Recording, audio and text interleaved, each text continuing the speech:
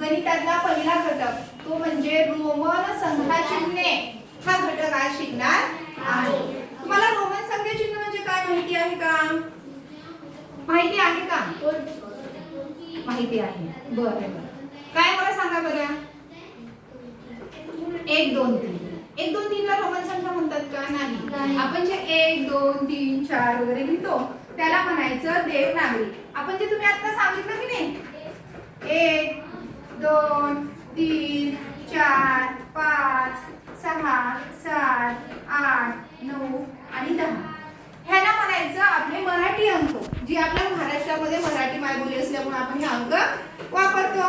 ऐक नाही, यालाच म्हणायचं देवनागरी लिपी। त्यानंतर ही जी लिपी आहे ती आपल्या भारतातली महाराष्ट्रातली आहे। त्यानंतर आहे आंतरराष्ट्रीय। आंतरराष्ट्रीय संख्या चिन्ह म्हणजे काय? तर 1 2 जे आपण 1 2 3 4 5 6 7 8 9 म्हणतो की नाही, तर ह्याला म्हणायचं आंतरराष्ट्रीय किंवा इंग्रजी संख्या चिन्ह। काय म्हणायचं ह्याला? इंग्रजी संख्या चिन्ह। आणि हे इंग्रजी हे जे आहे हे आंतरराष्ट्रीय संख्या चिन्ह कोणत्या देशाकडून घेतलं माहिती आहे का तुम्हाला? नाही। तुम्हाला माहिती आहे भारतावर इंग्रजांचं राज्य होतं, हो की नाही? हे इंग्रज कुठले होते? इंग्लंडचे। कुठले होते?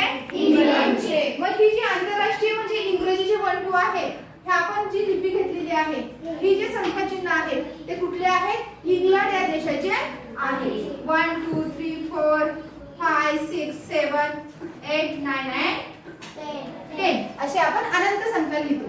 आणि आता आपल्याला पाहायचं आहे रोमन संख्या चिन्ह।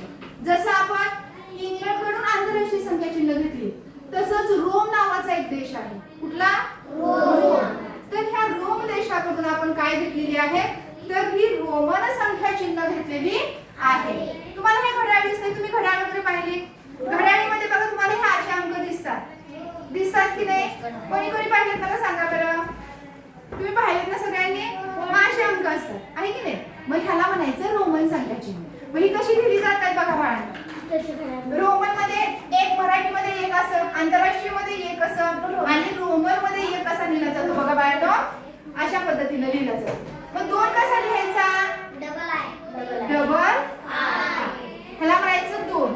त्यानंतर आपल्याला 3 लिहायचं आहे मध्ये नाही 4 लिहायचं आहे। मग 4 कसं लिहिणार आहे? आणि परत हा 5 आहे। 5 च्या आधी 1 म्हणजे 5 वजा 1 4 म्हणून 4 लिहिणार। त्यानंतर 6 7